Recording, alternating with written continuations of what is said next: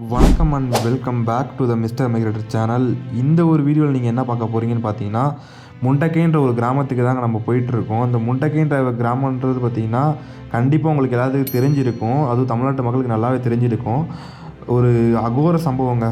ஒரு நிலச்சரிவு நம்மளுக்கு ஆப்போசிட்டில் இருக்க அந்த ஒரு மலை தான் நிலச்சரிவில் சரிஞ்சது.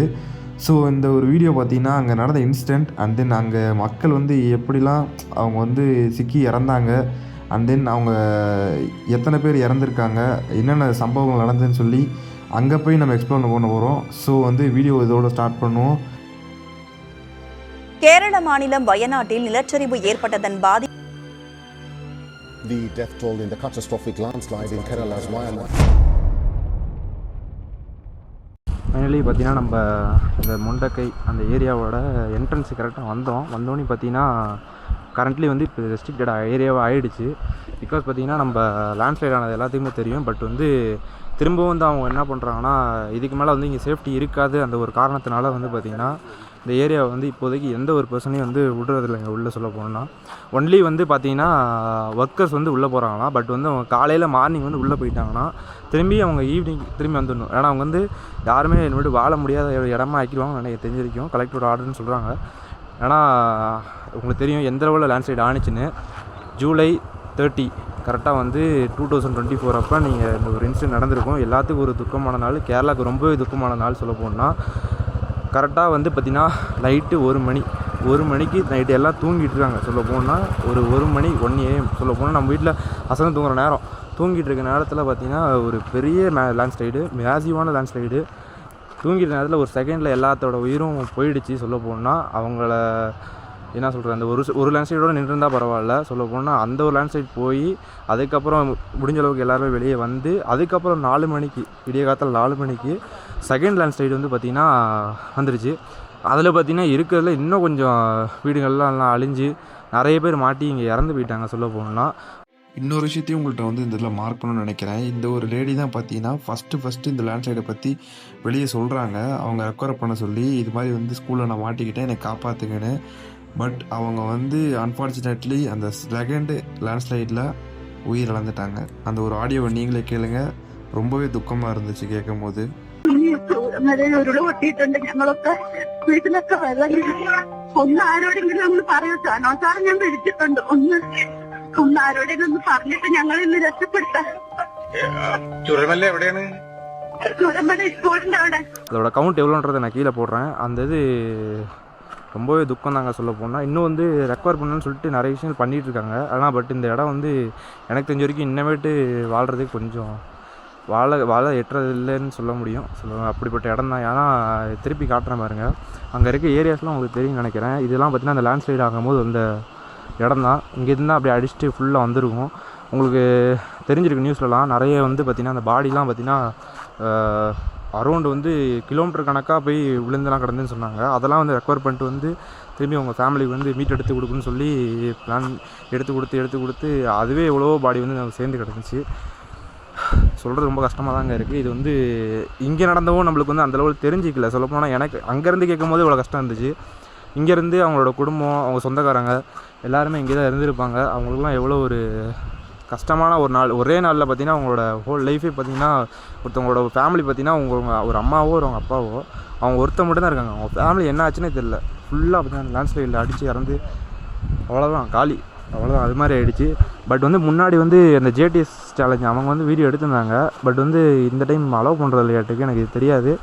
ஓகே, முடிஞ்ச அளவுக்கு நம்ம கேட்போம். அவங்க விட்டாங்கன்னா பக்கத்தில் இருக்கிறது கூட தான் காட்டிட்டு அதுக்கப்புறமேலு வெளியே வந்துடுவாங்க. எதுவும் நினச்சிக்காதீங்க, நம்மளுக்கு வந்து இது தெரியாது ரெஸ்ட்ரிக்ட் ஆகிடுச்சு இப்போ அப்படின்னு. ஏன்னா வந்து நான் அந்த வீடியோ பார்த்த வரைக்கும் இது ரெஸ்ட்ரிக்டட் இல்லை, இப்போதைக்கு எல்லாம் வந்துட்டு தான் இருக்காங்க அப்படின்னு நினச்சிட்டு இருந்தேன். ஓகே, பட் உங்களுக்கான 4 வீடியோ வச்சு காட்டிடுறேன். இங்கே நடந்த ஒரு விஷயத்த அவங்கள்ட்ட ரெக்வஸ்ட் பண்ணி கேட்டு பார்க்குறேன். விட்டாங்கன்னா ஒரு 4 ஷார்ட்ஸ் மட்டும் எடுத்து உங்களுக்கு அப்புறம் அட்டாச் பண்ணுறேன். இங்கே பார்த்தீங்கன்னா ஜஸ்ட் வந்து நம்ம அந்த ஃபோட்டோ வச்சுருக்க ஏரியா மட்டும் வரைக்கும் போகலான்னு சொல்லி கேட்டிருக்கோம். போகலான்றாங்க. வந்து பார்த்துட்டு மட்டும் போயிடறாங்க. இது பார்த்திங்கன்னா அந்த இறந்து போனவங்களோட ஃபோட்டோஸுங்க. சொல்ல போனால் இவங்கெல்லாம் வந்து அன்றைக்கி நைட்டு நிம்மதியாக தூங்கிட்டு இருந்திருப்பாங்க. அவங்களோட லைஃப் அன்னையோட முடிய போகுதுன்னு யாருக்குமே தெரியாது. அந்த ஒரு செகண்ட் தான் லைஃப்ங்கிறது சேஞ்ச் ஆகிடுச்சு. ஒரு 10 செகண்ட்ஸ் இவங்களுக்காண்ட ஒரு ப்ரேயர்னு வச்சுக்கோங்களேன்.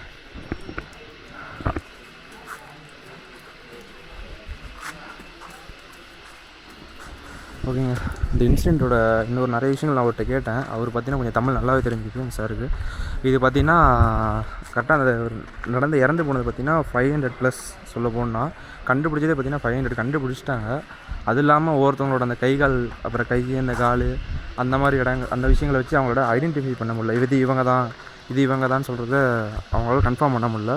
பட் வந்து இங்கேருந்து ஒரு 100 கிலோமீட்டர் அவே சொல்ல போனால் இங்கேருந்து அடுத்த டிஸ்ட்ரிக் அந்த ஏரியாலலாம் நிறைய பாடி கிடச்சிருக்கு. அந்த லெவலில் பார்த்திங்கன்னா ஃப்ளட்டு போயிருக்கு. சொல்ல போனால் இப்போ நம்ம நின்றுட்டு இருக்கோம்ல, இந்த இடத்துலையே பார்த்திங்கன்னா வாட்டர் ஃப்ளோ ஆனது தான் இடம் ஃபுல்லாக. இந்த இடத்துல பார்த்திங்கன்னா இறஞ்சிருந்த இடம் தான் அந்த அப்படியே அந்த மண் அப்படியே ஃபுல்லாக இங்கே இவ்வளோ அளவுக்கு இருந்திருக்கும் கண்டிப்பாக. இப்போ அதெல்லாம் ரெக்கவர் பண்ணி இப்போ இப்படி இருக்குது. நீங்கள் அங்கே பார்க்கலாம், ஜூம் பண்ணுற பாருங்க. அங்கே எந்த லெவலில் வந்து ஒரு வீடே பார்த்திங்கன்னா அப்படியே ஃபுல்லாக அந்த வீடு அப்படியே அவ்வளோதான் அழிஞ்சிடுச்சு. அப்படியே அந்த வீட்டுக்குள்ளே ஃபுல்லாக மண் இருக்குது. இங்கே இருக்க இடத்த நீங்கள் பார்த்தாலே உங்களுக்கு தெரியும் நினைக்கிறேன். ஜஸ்ட்டு இது கூட வந்து எல்லாம் ரெக்கவர் பண்ணனால அப்படி தெரியுது உங்களுக்கு. பட் வந்து அந்த வீடெல்லாம் பார்த்திங்கன்னா உங்களுக்கு நல்லாவே தெரியும் நினைக்கிறேன். அந்த அடித்து போன தண்ணியில் அப்படியே ஃபுல்லாக அது நுடங்கிருச்சு. எப்படிப்பட்ட வீடு இப்போ இப்படி ஆயிடுச்சு பாருங்கள். இன்னும் அந்த ஸ்கூல் வந்து நிறைய காட்டிகிட்டே இருப்பாங்க. அதெல்லாம் பார்த்திங்கன்னா அங்கே தாங்க இருக்குது. இதுக்கு அப்படியே பேக் சைடில் தான் இருக்குது. சொல்லப்போனால் வேறு மாதிரி ஒரு சம்பவமாக இருக்க மாட்டேங்குது.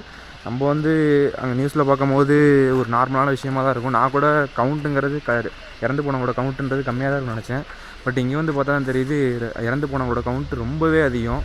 சொல்லப்போனால் ஒரு 2 வார்டு கணக்கு, நம்ம ஊரில் இப்படி வார்டு இருக்குது பஞ்சாயத்தில், அந்த வார்டில் 2 வார்டு காணா போனால் உங்களுக்கு எப்படி இருக்கும்? அந்த அளவுங்க இறந்து போயிட்டாங்க.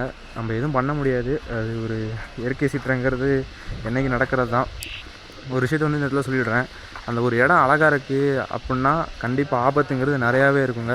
ஸோ வந்து என்றைக்கு ஒரு இடத்த ட்ராவல் பண்ணுறீங்கன்னா ஒரு இடத்துக்கு மேலே அந்த லிமிட் ஒன்றும் இல்லை, ஒரு ஸ்ட்ரிக்டட்னா அதுக்கு மேலே போகாதீங்க.